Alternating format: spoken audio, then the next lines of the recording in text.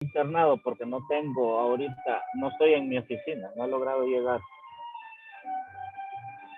De paso el mensaje que lávense las manos, por favor, que el hospital está que revienta, no hay ni cama. Sí, Vaya, doctor. pasemos la doctora. Ok, la ven todos, perdón. Sí, Y sí.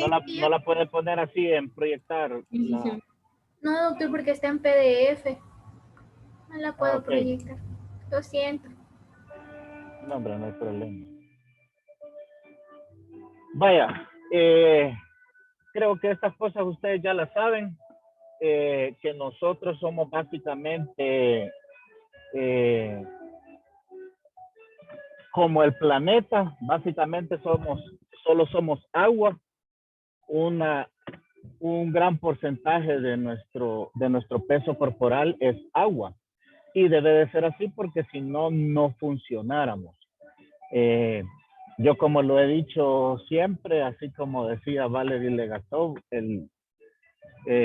al generar energía a través de los reactores, uy, espérenme que no me di cuenta que llevo esta cosa encendida. Al generar energía de los reactores nucleares es una danza perfecta, pues igual el cuerpo humano es una danza perfecta. Es un, es eh, un baile de equilibrios entre cosas positivas y cosas negativas. Y cuando digo de cosas positivas y cosas negativas, no me refiero a que unas son malas y otras son buenas. Simplemente que hay unas cosas que por decirle algo, como se los digo, una vez me invitaron a dar una charla a un kinder, que cuando les digo esto es que hay unas cosas que van para arriba y otras cosas van para abajo. Al encontrarse estas fuerzas es que mantienen todo en valores normales. Mantienen todo en una línea en la que en la que le permite al cuerpo funcionar adecuadamente. Entonces, ustedes saben de que depende del sexo también es el porcentaje de agua que nosotros vamos a tener. Por eso es que cuando hacemos la fórmula aplicada para sacar la osmolaridad, la multiplicamos de una forma si es hombre y de otra forma pues si es mujer, porque de esto depende. Así van a tener ustedes en ese ejemplo eh, que en un individuo de 70 kilos, solamente un 40% de eso es, es algo que no es agua y el 60% de esos 70 kilos van a ser agua. Entonces, lo cual corresponde a un montón de litros de agua y esos van incluidos todos los líquidos que nosotros tenemos en el cuerpo, todos. Entonces, de allí, pues los tenemos divididos en diferentes compartimentos que, bueno, ustedes ya se los pueden. El espacio extracelular, el espacio intracelular, uno ocupa un 20% de ese 60 y el otro ocupa un 40%. Y luego se habla de otro espacio que se llama transcelular, pues que es un porcentaje bien ínfimo y por eso, por razones académicas, no se toma muy en cuenta. Sigamos, doctora.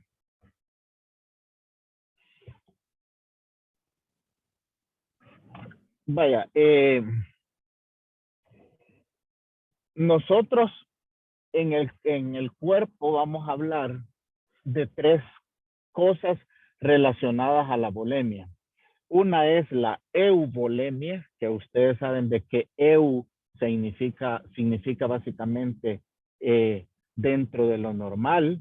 Por ejemplo, cuando decimos este paciente está eutiroideo, es decir, que está normal en sus parámetros de la tiroides.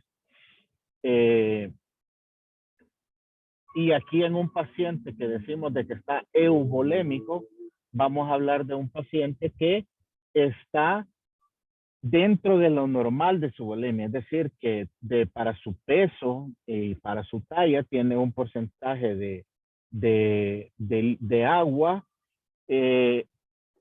que básicamente raya con la normalidad. Entonces, ¿Qué es lo que sucede? Que ustedes saben de que no solo somos agua, sino que también tenemos un porcentaje de solutos o de, en este caso, de electrolitos, que son a los que me refiero cuando hablamos de que hacen este mecanismo de cosas positivas y cosas negativas. Sigamos, por favor. La otra entidad que vamos a tener es la hipervolemia, es decir, cuando ya no estamos rayando la normalidad dentro de los parámetros de líquido, del porcentaje corporal de líquido, del peso corporal, sino que estamos sobrecargados de líquido. A ese es al paciente que le llamamos que está hipervolémico. Y luego tenemos el paciente que está hipovolémico. Entonces, ¿qué es lo que sucede? Como les decía, que nosotros tenemos una relación de agua con electrolitos y eso es lo que deben de tener en cuenta siempre que ustedes tengan un paciente con un trastorno de los electrolitos. Por eso es de que siempre se habla de que nosotros por lo general hacemos trastornos hidroelectrolíticos que algunas veces se van a ver acompañados por trastornos del equilibrio ácido-básico, que también es la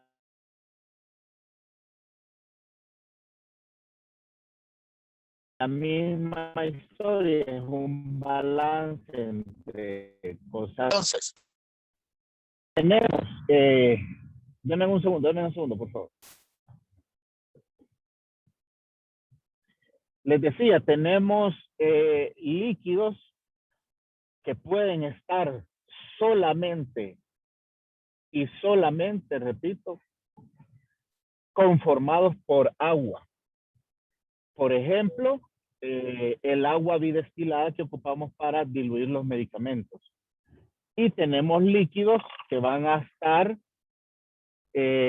mezclados de esa agua con algún electrolito. Y ustedes ven ahí en la tabla, por ejemplo, tenemos con cloruro de sodio a un porcentaje que es lo que a veces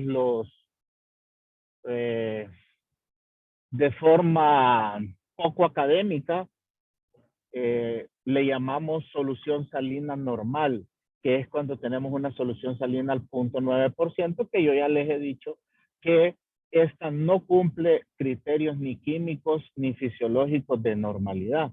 Entonces, por eso debemos de evitar llamar la solución salina normal.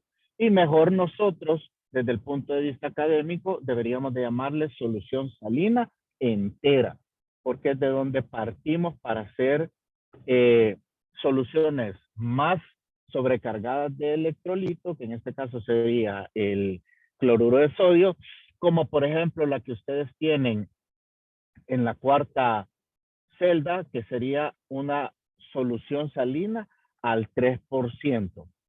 Porque como les digo, la solución salina entera le llamamos al 0.9%. Y ustedes saben que una solución salina al 0.9% tiene 154 miliequivalentes de cloruro de sodio. Entonces, si a esto le sacamos nosotros el peso molecular del cloro o del cloruro y del sodio, a esta solución vamos a ver que es ligeramente hipertónica con respecto al plasma. Por eso es que decimos que no le podemos llamar solución salina normal o fisiológica, porque no es fisiológicamente normal. Luego tenemos soluciones salinas hipotónicas, como por ejemplo la solución salina al medio, o le llamamos solución salina al 0.45%, y esto lo único que hace es simplemente dividir la solución entera, que ya les dije que tiene 154 miliequivalentes, la divide entre dos. Si ustedes dividen una solución salina al 0.9%, les va a dar 0.45%. Y si dividen 154 entre 2, pues entonces les va a dar exactamente 77 miliequivalentes. Y si nosotros la queremos al tercio, pues lo que van a hacer es dividir 154 entre 3. Si la quieren al quinto, lo que van a hacer es dividir 154 entre 5.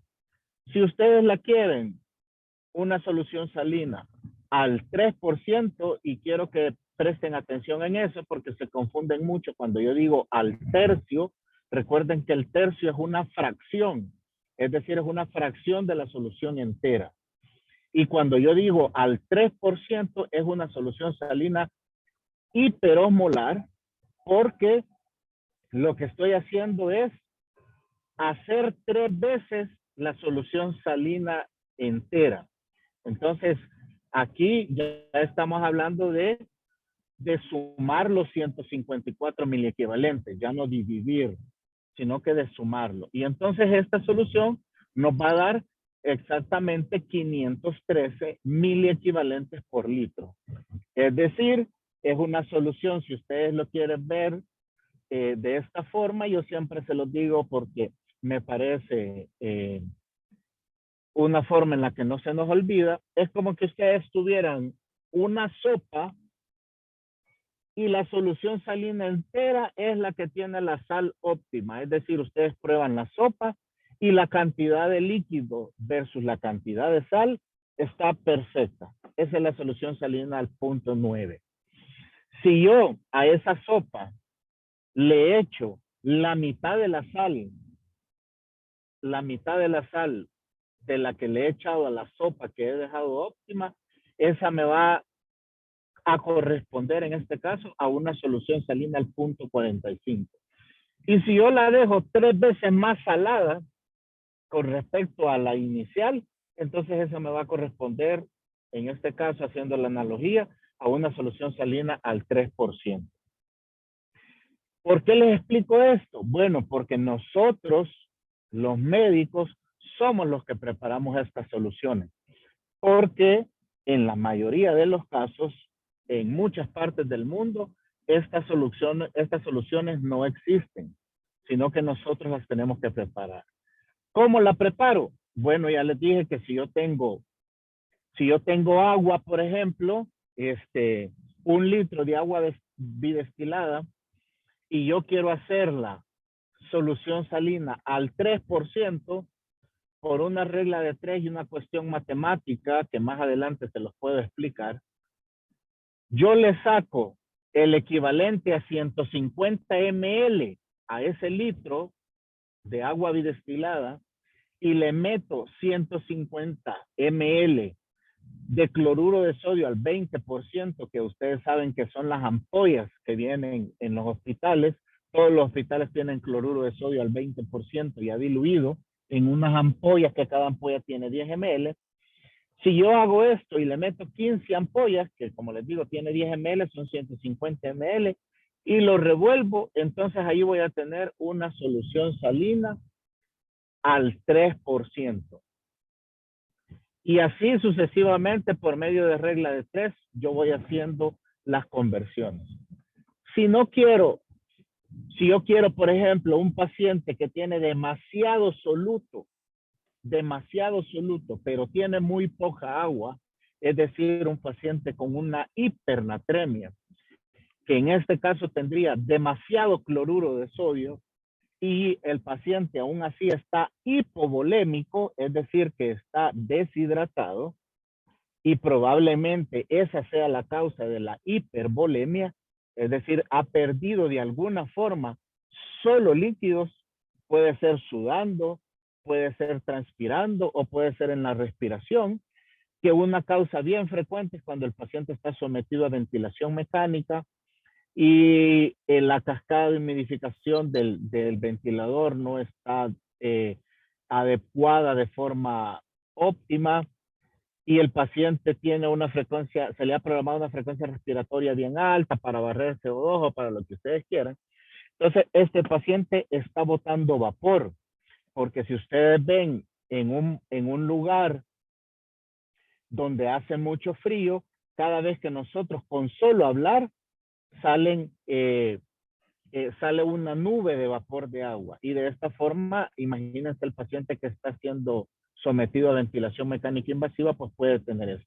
Entonces, si yo a este paciente, repito, lo que quiero es meterle agua, pero no quiero meterle agua con sal, es decir, soluciones salinas, porque el paciente tiene demasiada solución salina, eso sería el equivalente, por eso les digo que siempre piensen en la sopa, como que yo pusiera una sopa con sal óptima y la pongo a hervir,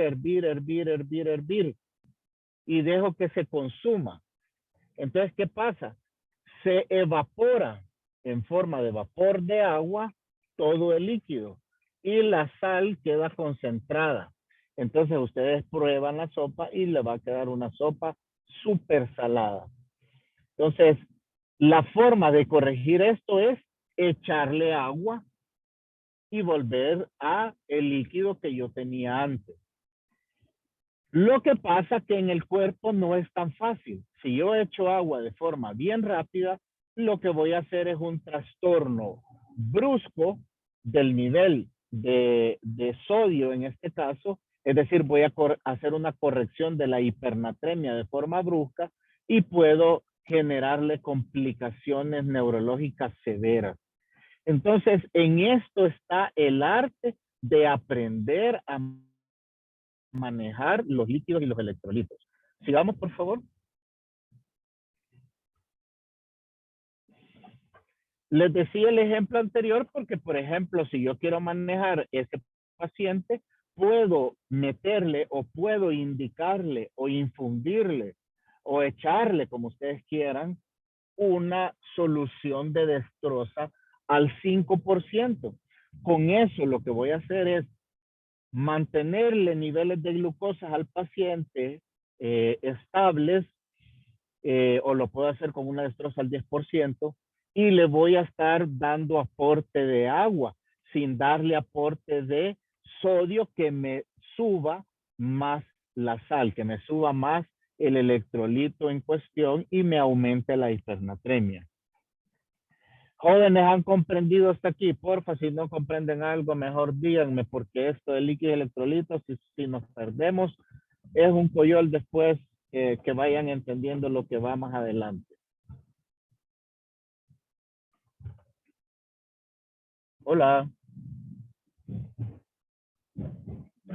Hola, hola. Niños, ¿tienen alguna duda? ¿O se ¿Alguna entiende? duda alguien hasta lo que No, va ahorita? doctor, está todo claro, doctor. Gracias. Vaya, Gracias, doctor. luego vamos a tener que diferenciar realmente en todos los trastornos electrolíticos, por favor, o más bien en todos los trastornos hidroelectrolíticos, por favor, quiero que se hagan siempre una pregunta cuando ustedes tienen a un paciente con un problema de estos. La primera pregunta que se van a hacer es, ¿este trastorno es agudo o es crónico?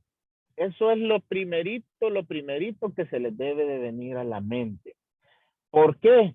Porque muchos trastornos hidroelectrolíticos, sobre todo electrolíticos, que sean crónicos, no va a ser prescindible o no va a ser urgente corregirlos. Por ejemplo, un paciente con una enfermedad renal crónica que tiene un sodio de 124, lo más seguro es que ni siquiera tenga síntomas. Repito, lo más seguro es que ni siquiera tenga síntomas. Pero ¿qué sucede un paciente, por ejemplo, que hoy con la moda que tenemos de fiebre tifoidea ha estado va a vomitar y ha hecho una diarrea súper excretora? Llega con sodio de 120, 121. Ese paciente que se ha depletado el sodio de una forma aguda o de una forma brusca, lo más seguro es que ese paciente puede hasta convulsionarles.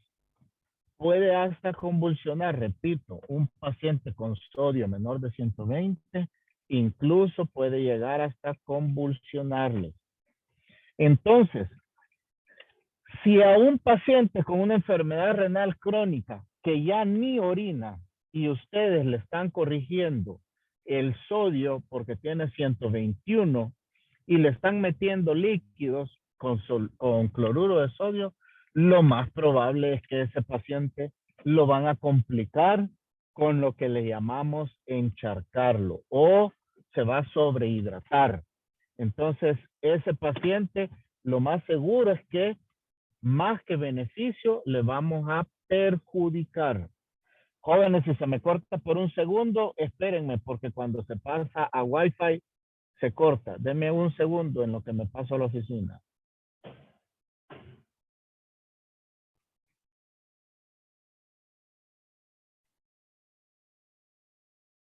¿Me oyen? Sí, ¿verdad? Sí, doctor. Vaya, denme un segundo Sí, en lo que doctor. entro, porque cuando cuando me conecto por lo general, se pierde la señal. Denme un segundo. No se preocupe, doctor. Gracias.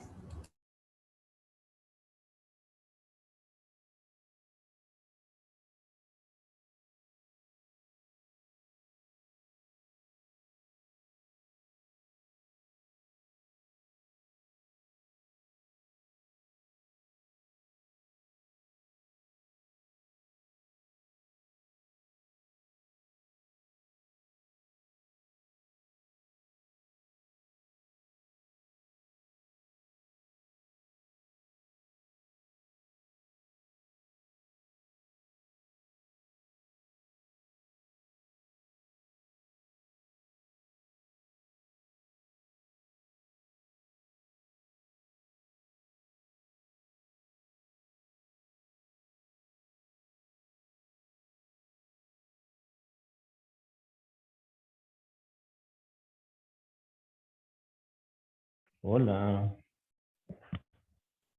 Se le escucha, doctor. Se le escucha, Vaya, doctor. entonces les decía, un paciente que ustedes sospechen un trastorno, y fíjense que aplica para todo: sodio, potasio, calcio, magnesio, incluso para la bulimia. Siempre hay que hacernos dos preguntas. Y por favor, les suplico, pero sí les ruego que no se les olvide esas dos preguntas. Una es si es aguda o si es crónica. Les repito, lo primero que tienen que preguntarse es si es aguda o si es crónica.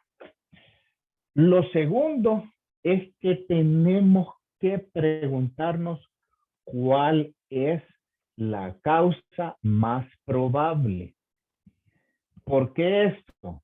Por ejemplo, un paciente hipervolémico, si ustedes le toman un sodio, es decir, ustedes agarran una sopa, ya estaba con una sal óptima, y ustedes le echan más agua y después la prueban, les va a parecer una sopa simple.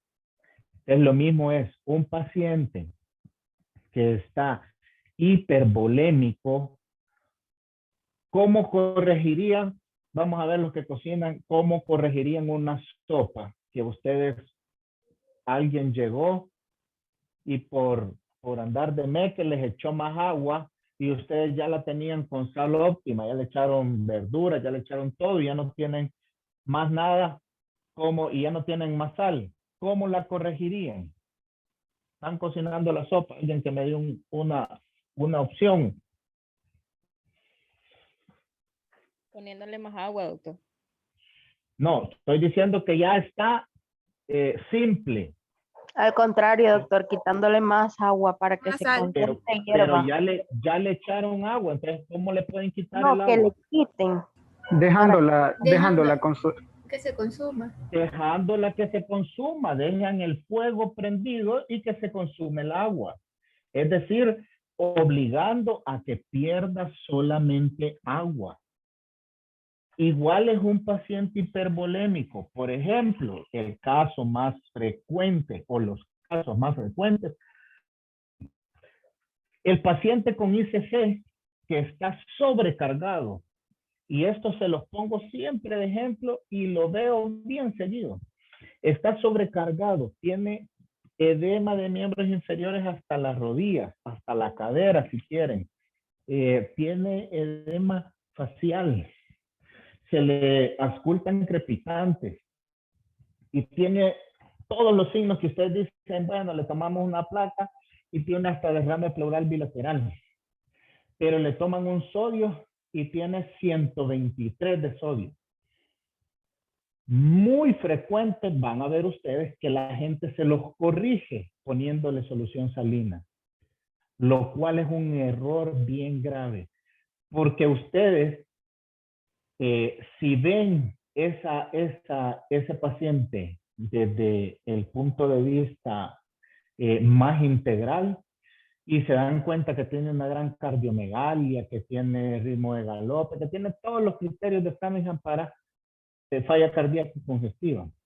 Entonces se van a dar cuenta que ese paciente, con solo que le demos una restricción de líquidos de 750 a 900 ml cada 24 horas, que le demos un buen balance y que le pongamos diurético, aunque con el diurético podemos perder un poco de sal, pero no es lo estándar.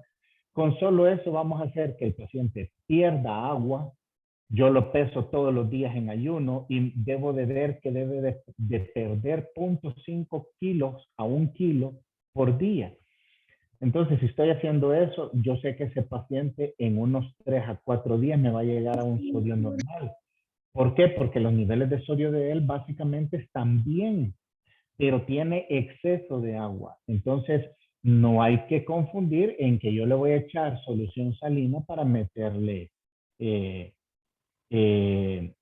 cloruro de sodio y que me levante, porque me va a levantar de forma proporcional las dos cosas.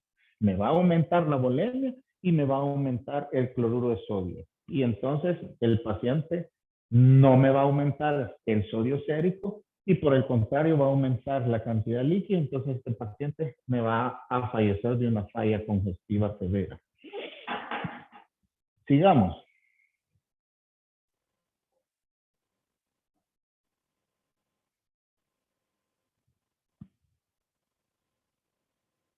Vaya, aquí tenemos el valor normal de sodio.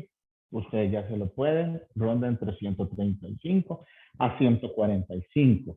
Ya saben ustedes que son valores bien altos porque es el electrolito más abundante a nivel extracelular. Lo contrario es el potasio.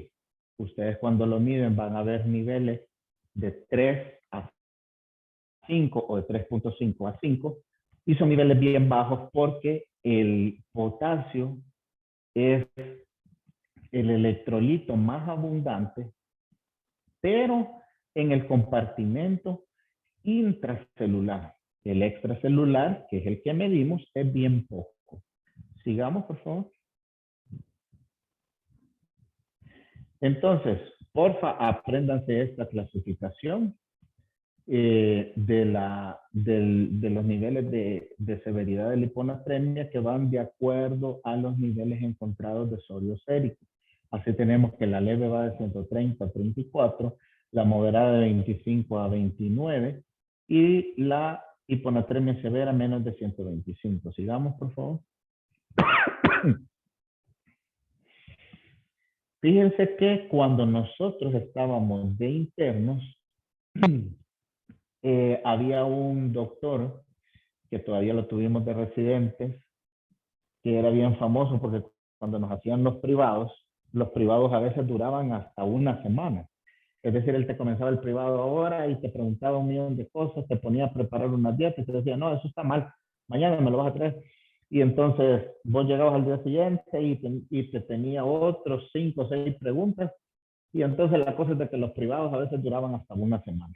Entonces, cuando nosotros estábamos en esos momentos y teníamos un paciente con un trastorno electrolítico, siempre teníamos que sacar este esquema era un poco diferente porque no se basaba tanto en el sodio urinario como ahora. Pero siempre que tenías un paciente con una hiponatremia, tenías que, o con una alteración de la volemia, tenías que sacar este dichoso flujograma. Ahí van a ver ustedes, de acuerdo a que si el paciente tiene una hiponatremia euvolémica, una hiponatremia hipovolémica o hipervolémica, después de que haces esta clasificación, le tomas un sodio en orina al azar y de acuerdo a cada una de estas, estos son las posibles causas que te pueden dar. Por ejemplo, ustedes saben que un paciente que está depletada la volemia y el sodio también, como por ejemplo les explicaba de los pacientes renales, ustedes le toman un sodio urinario y les va a salir seguramente mayor de 20. Por eso es de que en el extremo izquierdo van a ver ustedes que ponen como primer causa las pérdidas renales. Si no, el exceso de diuréticos, pero en este ustedes lo van a ver contrastado con que el paciente tenga pérdida de cristales hialinos, que es compatible con uso de diuréticos de alta. Otra cosa es la famosa diuresis osmótica. Son otras de las posibles causas en este trastorno hipovolémico con sodio sérico alto. Y así ustedes van a ver cada una de estas, incluso la famosa secreción inapropiada de la hormona antidiurética, que es cuando el paciente está con un nivel de volemia normal, pero un sodio sérico arriba de 20. Siempre 20 es el punto de partida en el sodio. Es decir, ustedes lo primero que van a hacer, está hipovolémico, hipervolémico o euvolémico, tiene sodio menor de 20 o mayor de 20. Y de ahí se van a dirigir. La verdad que ya haciendo eso no es como que tan complicado. No hay que aprendérselas de memoria.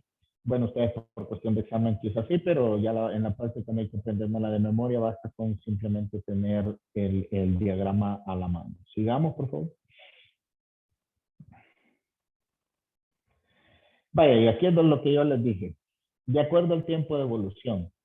Si yo tengo un paciente, como les explicaba, que ha tenido una gastroenteritis terrible y tiene menos de 48 horas y el paciente llega con un sodio de 125, lo más probable es que este paciente ni siquiera pueda hablar. Entonces a este paciente es al que yo me puedo atrever a corregirle los líquidos rápidos si está hipovolémico y si a pesar de eso sigue con sodio sérico bajo y sigue con trastornos electrolíticos, entonces puedo usar la famosa corrección de la hiponatremia con solución salina al 3%, que ustedes ya les dije, tiene 513 miliequivalentes. Puedo componerla partiendo de una solución salina al punto 9, que ya tiene 154, o puedo partir de agua, como les hice el ejemplo. En una van a necesitar 15 ampollas, en otra creo que 10.5 ampollas. Sigamos, por favor. Ya les expliqué que las hiponatremias crónicas, es decir, de instauración lenta, como el paciente renal, como el paciente... Bueno, también hay que hablar de las pseudohiponatremias, como la que les explicaba del paciente con ICC, que no es que tenga, hiponatremia, sino que es una pseudohiponatremia por exceso de volumen. Así es el paciente con síndrome nefrótico, así es el paciente cirrótico, el paciente que tiene algún problema maligno, cáncer con ascitis, etc. Estas pueden ser las causas de hiponatremia aguda, que son las que nos pueden complicar a un paciente, que son las únicas, como las que les estaba diciendo recién, que son las únicas que vamos a corregir. Sigamos, por favor. Bueno, las manifestaciones clínicas por lo general va a depender del nivel de sodio. Creo que hacia aquí abajo. Aquí abajo está el nivel de sodio y van a tener más o menos lo que el paciente puede presentar. Por lo general, un paciente con una hiponatremia leve, aunque esta sea aguda, si es leve, por lo general la sintomatología no va a ser muy franca. Casi siempre son asintomáticos. Y los pacientes crónicos, hasta los que tengan hiponatremia severa, lo más seguro es que sean asintomáticos. Sigamos, por favor.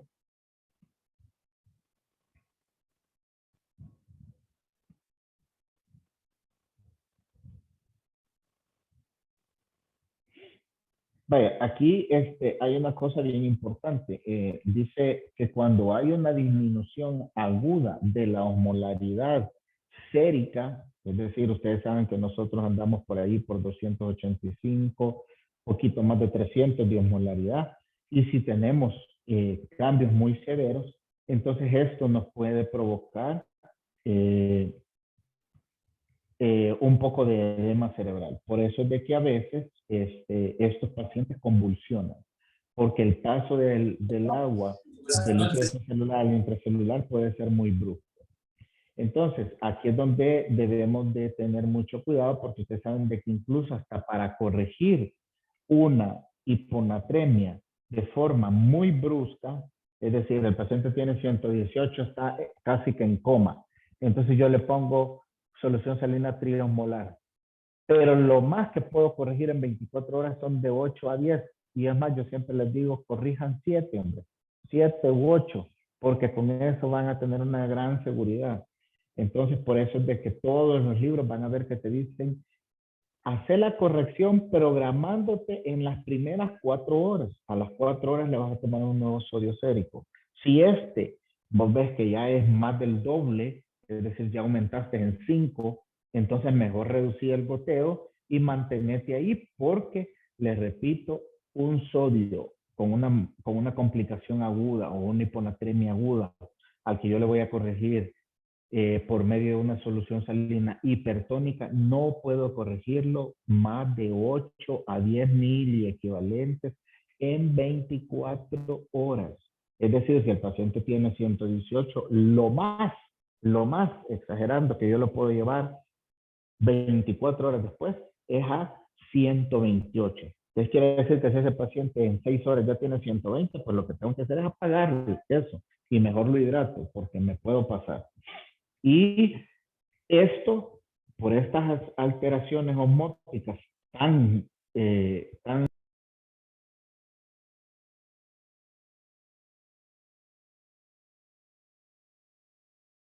cerebelosa pontina. Entonces esto sí me puede matar al paciente. Sigamos, por favor.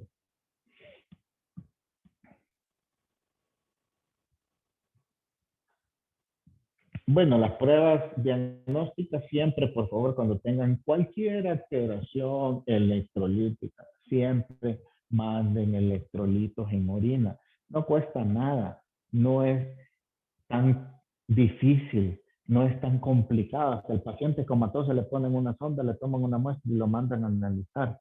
No es tan difícil tampoco sacarlo, el laboratorio no le cuesta mayor cosa. Simplemente hay que hacerlo porque, como les dije, en todos van a tener que sacar el diagrama, incluso en el potasio. Sigamos, por favor.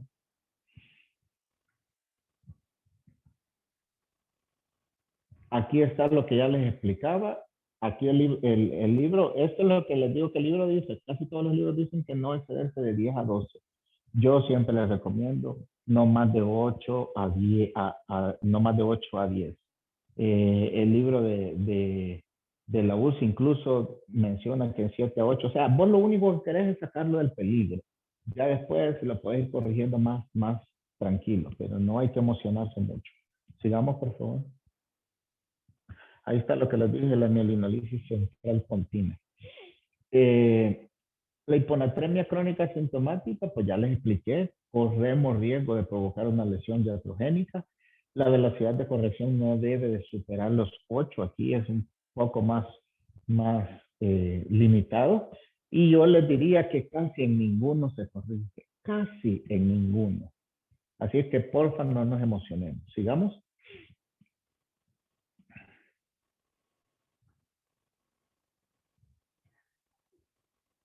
Bueno, la hiponatremia hipovolemia asintomática, como dice aquí, se puede corregir con solución salina hipotónica, 1 al punto 45, o pueden utilizar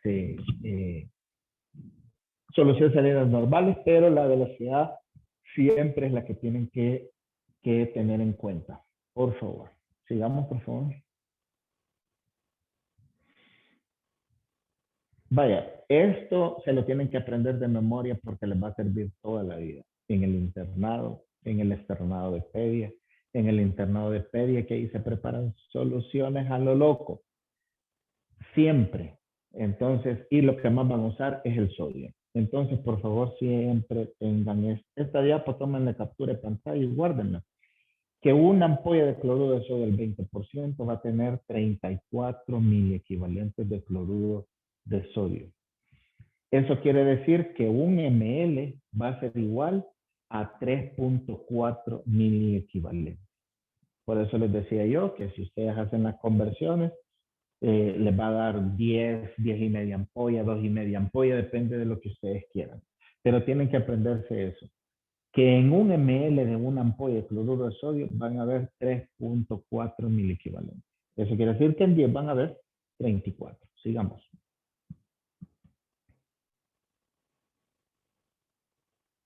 Esto es una fórmula poco práctica, creo yo, de cómo corregir el sodio por medio de la fórmula, por medio de la solución salina al 3%, donde vamos a hacer una relación que siempre debe darnos 10 o 8 allá arriba. Ustedes saben que el sodio infundido menos el sodio plasmático, es decir, menos lo que yo encuentro. Y luego vamos a hacer una división del agua corporal total más 1. Ese más 1 es una constante y es una fórmula que está así. Sigamos. Esto lo vamos a ver más que nada cuando ustedes ya sean internos.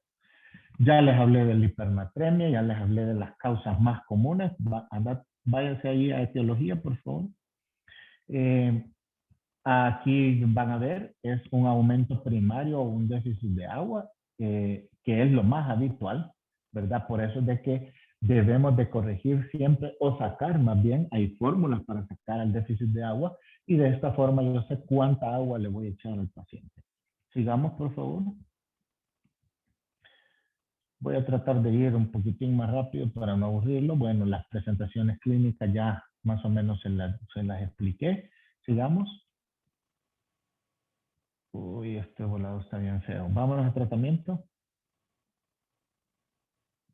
Más tarde les voy a enviar yo mi clase de esto, oyen, porque esto es una que discutimos con los internos, pero ustedes se dieron cuenta que venía manejando, entonces no tenía otra clase en el teléfono. Ya les expliqué que el tratamiento requiere de la velocidad, depende de la velocidad de la corrección, hacer una intervención apropiada y tener en cuenta la presencia de otros trastornos subyacentes. Por ejemplo, yo les explicaba que hay pacientes en los que quizás sí yo les voy a corregir el sodio, pero no necesito el montón de agua, entonces puedo yo hacer las diluciones a como a mí me dé la gana, si yo ya sé preparar soluciones.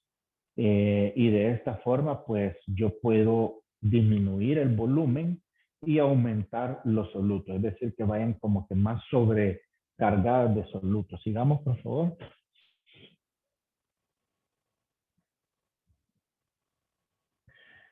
Bueno, esto ya les expliqué, en la hiponatremia sintomática no se debe corregir más de 10 y en la hipernatremia crónica no se debe corregir más de 5 a 8. Sigamos, por favor. Esta es la fórmula que les explicaba, que la vamos a utilizar más que nada cuando seamos internos, en donde tenemos el delta de sodio, que va a ser, bueno, en este utiliza hasta el potasio, que hace una sumatoria de sodio más potasio para hacer todos los solutos menos el sodio. Y de ahí hace una sumatoria del agua corporal total más 1. Sigamos, por favor, porque esto no es algo que... Vaya, vámonos al potasio, vámonos ahí a la hipocalemia. Igual en la hipocalemia tenemos hipocalemia leve, moderada y severa. Igual que en el otro, nos vamos a hacer las mismas preguntas. ¿Es una hipocalemia aguda o es crónica? Es decir, el paciente tiene un montón de estar perdiendo potasio, como por ejemplo un trastorno de Fanconi o alguna patología renal. Cualquiera de estas me puede estar perdiendo de forma crónica y el paciente no tener mayores sintomatología. Aquí no es como en el sodio, porque aquí la mayoría de las hipocalemias, la mayoría, van a ser agudas. Sigamos, por favor.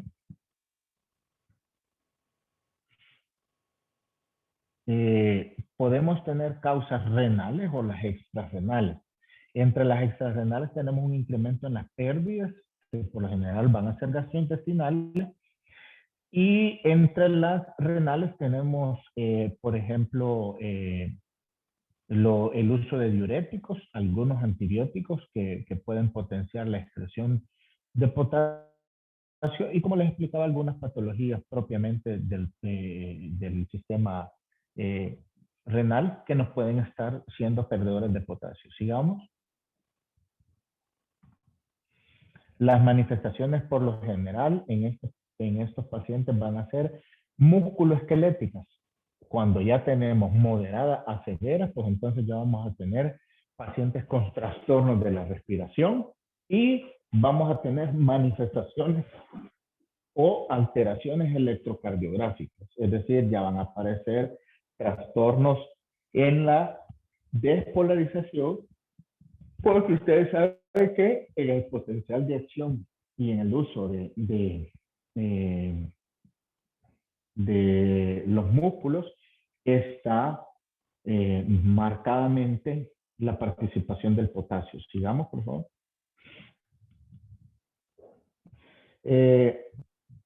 Sigamos. Los cambios electrocardiográficos van a depender de la severidad. Así van a ver que en algunos vamos a tener un bloqueo, vamos a tener ensanchamiento del QRS, vamos a tener aparecimiento de la onda U. Cuando tenemos hipercalemias moderadas, vamos a tener ondas bien picudas. Hasta cuando tengamos hipercalemia severa, pues entonces también vamos a tener ensanchamiento de QRS, bloqueo, etcétera. Sigamos, por favor.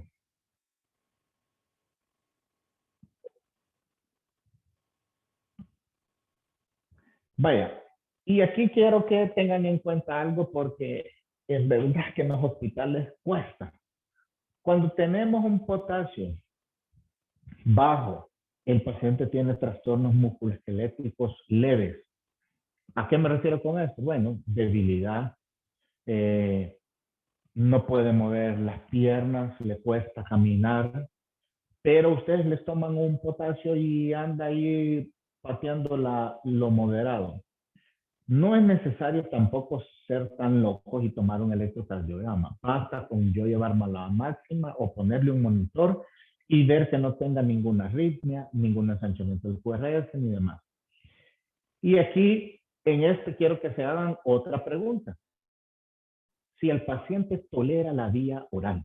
¿Por qué? Porque la forma más segura, sobre todo en los hospitales nacionales y en unidades de salud por experiencia propia, les digo, la forma más segura es la vía oral. La forma de corregirlo más segura, en donde no me voy a complicar yo, es la vía oral. ¿Por qué?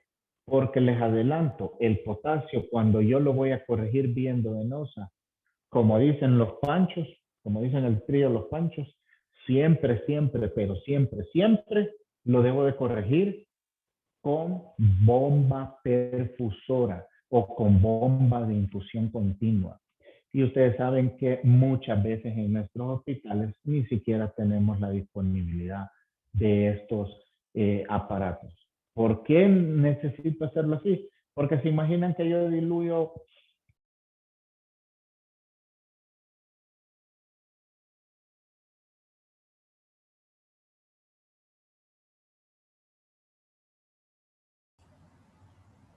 Niños escuchan al doctor. No No será el micrófono apagado. Doctor.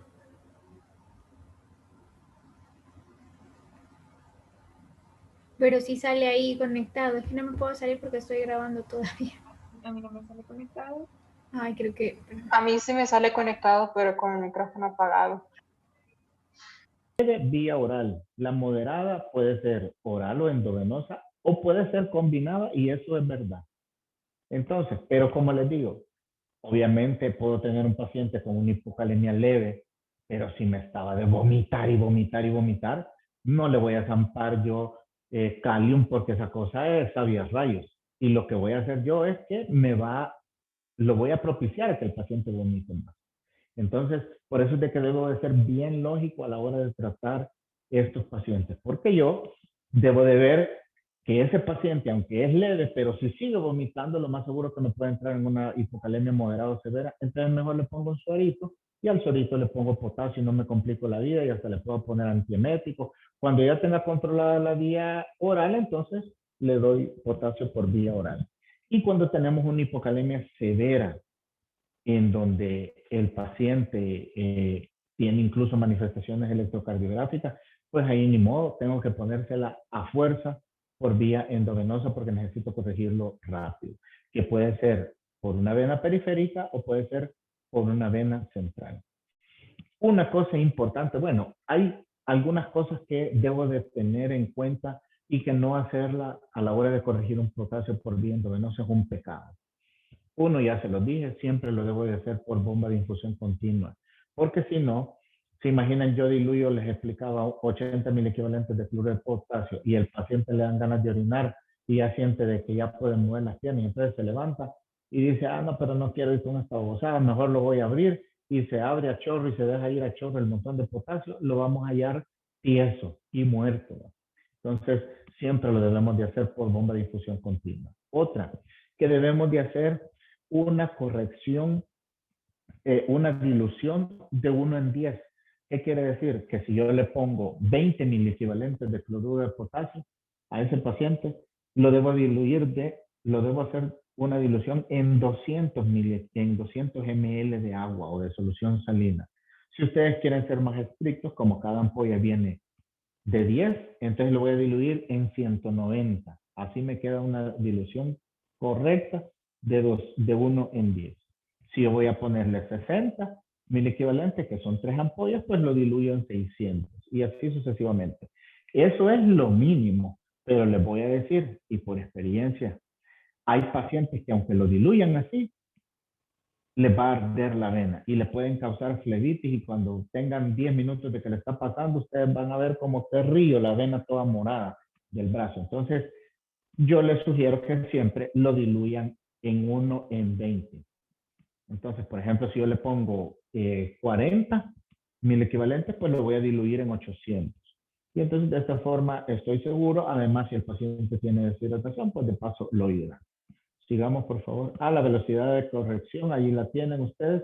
No puede ser de 8 a 10 mil equivalentes por hora. Y esto depende también si es en vena central o en vena periférica. Sigamos, por favor. Bueno, las causas, creo que, sigamos, por favor, doctor. Las causas creo que ya se las dije, pero de la hipocalemia.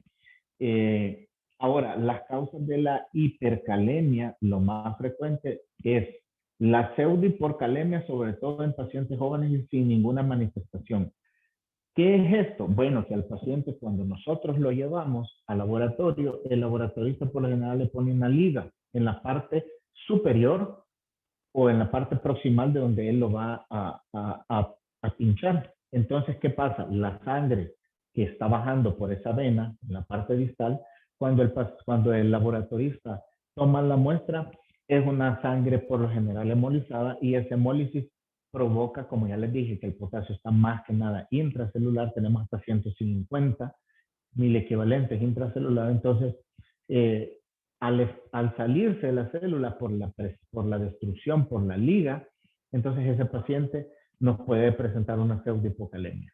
Si nosotros la sospechamos, la forma es que yo ponga en la boleta del laboratorio, favor, tomar potasio sérico sin ligadura o sin liga en el miembro superior. Como ustedes quieran, lo importante es que, o si tienen un paciente que tiene vena central, pues díganle a la enfermera que se lo tome del acceso venoso central. Otra de las causas puede ser la ingesta excesiva Ya ven que ahora que están de moda los veganos, a veces se toman un montón de batidos y unas cosas todas extrañas. Y un montón de esas babosadas que ahora están de moda porque la gente en vez de comer bien prefiere hartarse batidos y ahí andan con Natural Sunshine y que Shine y que no sé qué, babosadas, miles de tonteras. Entonces, esto es una causa bien frecuente. Luego tenemos patologías renales.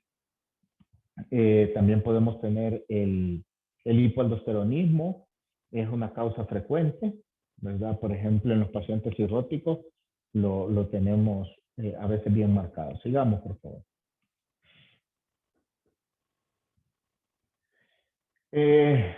Igual que en la hipocalemia, los trastornos aquí no son tanto neurológicos, sino que siempre van a ser más que nada musculares. Igual vamos a tener trastornos electrocardiográficos, depende de la severidad. Sigamos, por favor.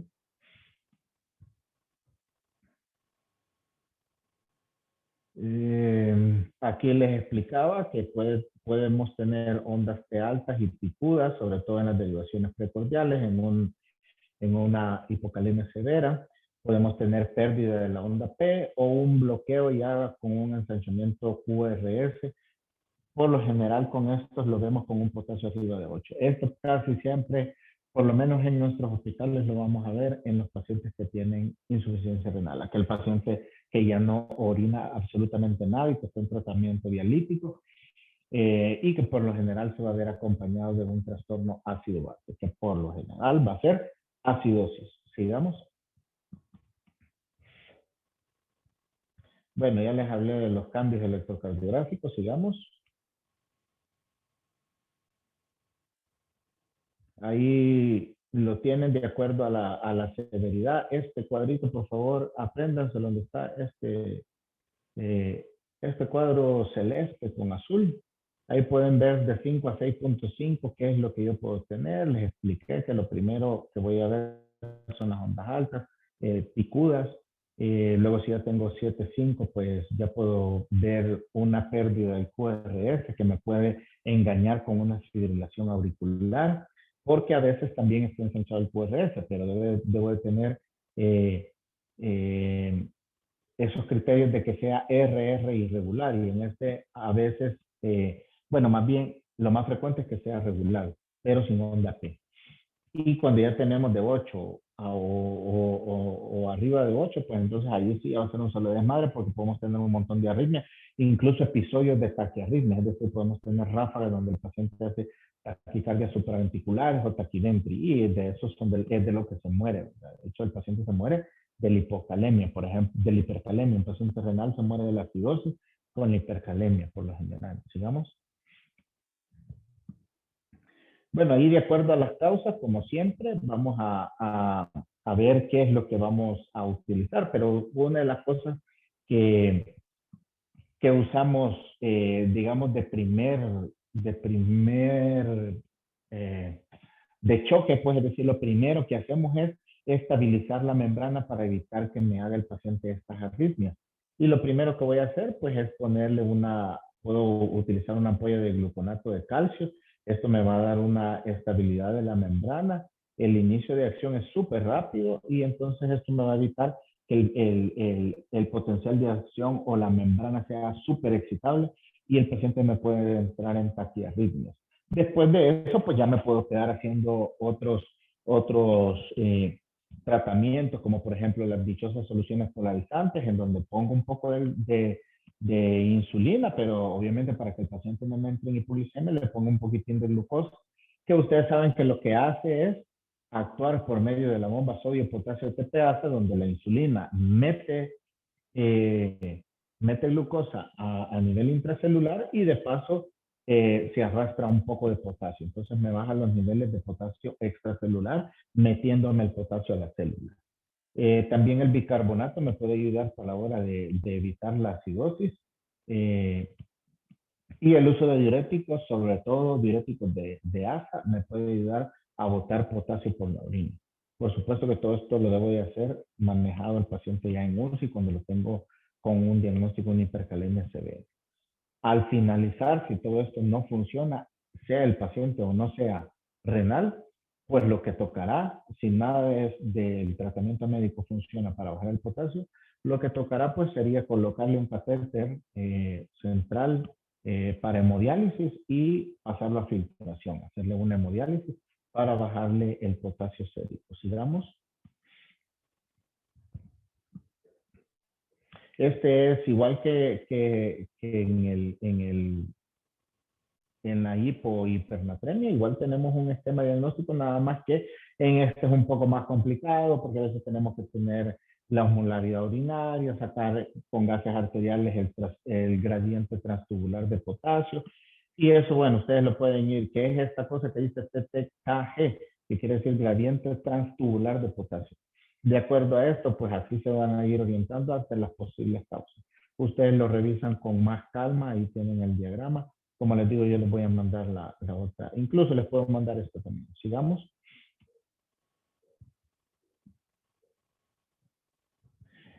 La hipercalcemia y la hipocalcemia, pues también ustedes saben de que el calcio tiene un montón de importancia a la hora del potencial de acción a nivel de la célula, que ustedes saben que nosotros solo somos eso, somos potenciales de acción generados cada microsegundo. Entonces, esto ustedes saben que ayuda a la hora de la conducción nerviosa y también ayuda a la hora de la contractibilidad del músculo cardíaco. Sigamos.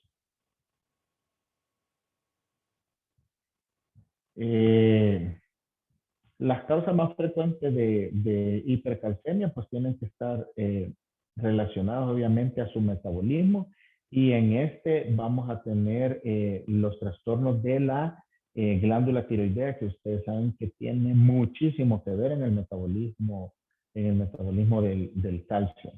El hiperparatiroidismo primario o terciario pues tiene mucho papel a la hora de sacar las causas de la hipercalcemia.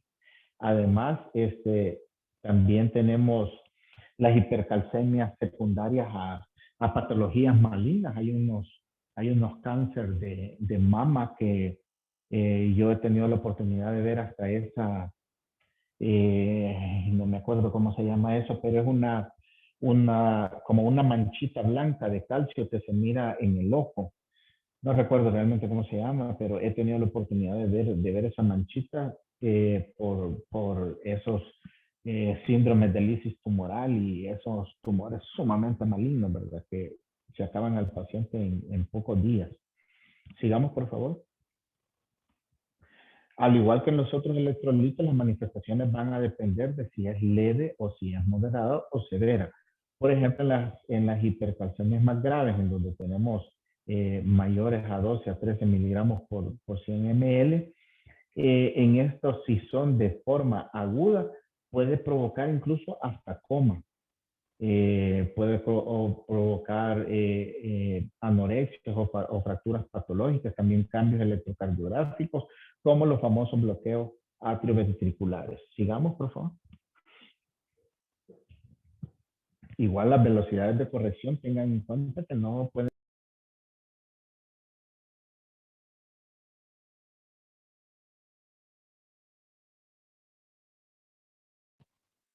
No se escucha.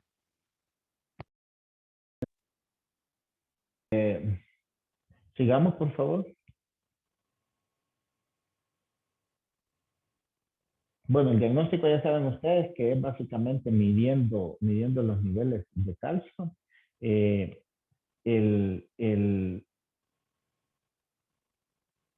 Uy, se me borró esto.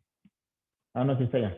Vaya, los niveles de calcio y aquí siempre vamos a tener niveles de albúmina, porque acuérdense que a veces tenemos que hacer calcio corregido por los niveles de proteína. Entonces es bien importante tener en cuenta esto. Y yo les hago otra recomendación, casi siempre cuando tengan alteraciones del calcio, midan también magnesio, porque a veces pueden ir a la par y se nos puede ir se nos puede dificultar más que nada en el tratamiento. Entonces siempre tengan en cuenta esto, por favor. Sigamos. Hay que medir también hormonas tiroideas para ver si alguno de estos es la causa, por favor. Como vieron que sucedía en el sodio y en el potasio, pues las alteraciones leves por lo general dan sintomatología inespecífica y en la mayoría de los casos no es necesario administrar un fármaco para corregirlo, ¿verdad? Básicamente en algunos con dar un poco de dieta y eso se va. Pero en algunos casos donde es muy severo, pues el ácido solendrónico y el ivandronato son importantes a la hora de establecer el tratamiento. Ay, perdonen. Sigamos, por favor. Ahora, la hipocalcemia aquí podemos ayudarnos de unos signos que casi como que nos van a traducir esto, que ustedes creo que se lo pueden, que son el signo de Chebosteg, el signo de Trousseau, y esto aunado pues a los valores séricos que encontremos, pues vamos a hacer un poco más fácil el diagnóstico. Déjenme decirles que es más fácil hacer el diagnóstico de tratamiento de una hipocalcemia que de una hipercalcemia. A veces no es tan fácil, no lo encontrar. Por eso es de que muchas veces hay literaturas que te dicen que mandes los electrolitos principales, ¿verdad? Y de ahí pues te quedas investigándolo, mandándolo en orina o qué sé yo. Porque aquí también pueden mandar calcio en orina, pueden mandar niveles de paratiroides, T3, T4, TSH, etc. Sigamos, por favor.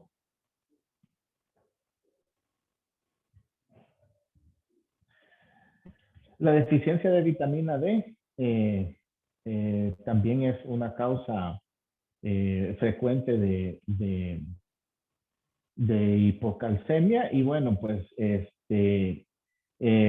frecuente en algunos pacientes que utilizan fármacos que inhiben esta reabsorción o que tienen algún medicamento que usan como, ¿cómo se llama esto? Como quimioterapéuticos o cualquier otra cosa que pueden producir una quelación del calcio. También podemos tener alteraciones de estos en los pacientes que tienen enfermedad maligna que hacen metástasis óseas en donde se pueden sintetizar y también, déjenme ver, en los pacientes con pancreatitis. Sigamos, por favor. Por eso es de que nosotros en los criterios de Ramsson, una de las cosas que hacemos cuando tenemos pancreatitis es medir, aparte de los gases arteriales para ver el estado ácido básico, también medimos el calcio. La hipocalcemia moderada, les dije que se ve acompañado de estas alteraciones que se le han dado a llamar signo de Chebosteg y el signo de Trousseau, que uno no es más que percutir a nivel de los músculos maceteros en la parte lateral de la cara y vamos a ver unas contracciones anormales al solo percutir de forma suave, ¿verdad? No tampoco darles una trompada a la gente. Y el otro, pues el de Trousseau, que hacemos una insuflación del manguito, como que estuviéramos tomando la presión arterial, lo dejamos por unos minutos en una tensión arterial media y vamos a ver una contractura de la mano y un poco de espasticidad en el antebrazo y eso lo consideramos como un Trousseau positivo, que como les digo es casi patoneumónico de hipocalcemia. Por eso les digo que es muy frecuente, sobre todo cuando al paciente les han hecho una tiroidectomía o le han quitado la paratiroides, es más frecuente hacer estos diagnósticos porque lo tenemos al paciente, le medimos Chebosteg y Trousseau y le estamos midiendo calcio y es más fácil darnos cuenta de esto que de una hipercalcemia. Sigamos, por favor. Bueno, el diagnóstico igual que con el otro, como les dije, hay que medir el calcio sérico, los niveles de proteínas, también podemos medir el fósforo y el magnesio, que les digo que casi siempre van acompañados de alteraciones de esto. Sigamos. Bueno, creo que solo nos resta lo del tratamiento. Igual que en las otras alteraciones, va a depender de la gravedad del mismo. Obviamente hay pacientes en los que vamos a necesitar darle suplementos de magnesio, que ven, por ejemplo, estos pacientes que les han operado la tiroides, les ponen suplementos de calcio, les ponen carbonato de calcio en pastillas, tomados, les ponen les ponen unas infusiones con sulfato de magnesio para evitar las hipocalcemias posteriores. Voy a quedar oscuro. Ahí está. A la cirugía de tiroides. Sigamos, por favor, creo que es de las últimas ya. Esa es la última, doctor. Vaya. Vaya, ¿alguna pregunta si tienen de esto? Si no, pues como les digo, a la doctora le puedo enviar las clases, esta y la otra, que yo creo que la otra está un poco mejor preparada. Pero básicamente habla de lo mismo. Apréndanse todas las causas de los trastornos de cada uno de los electrolitos, sodio, potasio, calcio. Magnesio no les incluí yo ahí, pero realmente el trastorno del magnesio es una cosa bien chiquitica. No es una cosa tan complicada. Así es que, nada, espero que quiero ver qué otra clase les debo, jóvenes. Para el siguiente registro es el abordaje de paciente en shock. Vaya. Bueno, esa la vemos la otra semana, entonces. Doctor, una pregunta. Ajá. ¿El balance hídrico deriva de este tema o es otro muy aparte? ¿Cómo así?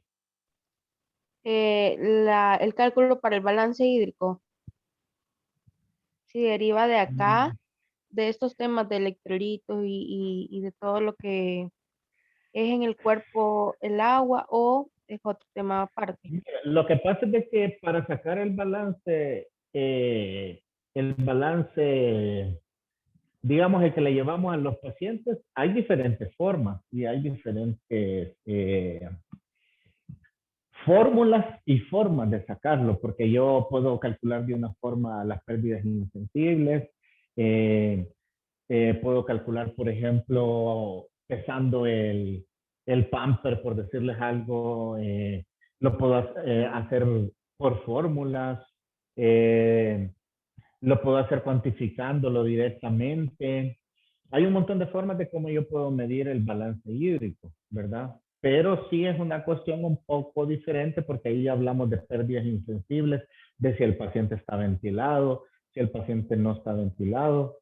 Es una cosa un poco diferente de esto que yo, por lo menos para el examen, no creo que les pregunten nada de eso. Sí, doctor, solo era una pregunta y sin... Sí, es una cosa bien aparte que si quieren en algún momento cuando veamos lo del paciente chocado, les puedo dar como, bueno, yo creo que todavía tengo ahí el que usan en el Sacamil y les puedo explicar de cómo el que habla el libro de la UCI de Paul Marino. Eso es una cosa que no toma mucho tiempo, solo para que por lo menos tengan una idea de cómo uno hace esto. Doctor, la bibliografía que nos recomienda para ese tema, Harrison. Mire, como Morales del Harrison se los va a sacar, sí. Yo, como les digo, yo no mando ni una pregunta ni nada. O sea, eso él lo hace. Yo solo doy las clases. Ok, gracias, doctor. Bueno, cuídense. Tengan cuidado, Gracias. chicos. Igual, No, pues, cuídese y muchas gracias, doctor. Gracias, doctor. Sí, doctor. Luego.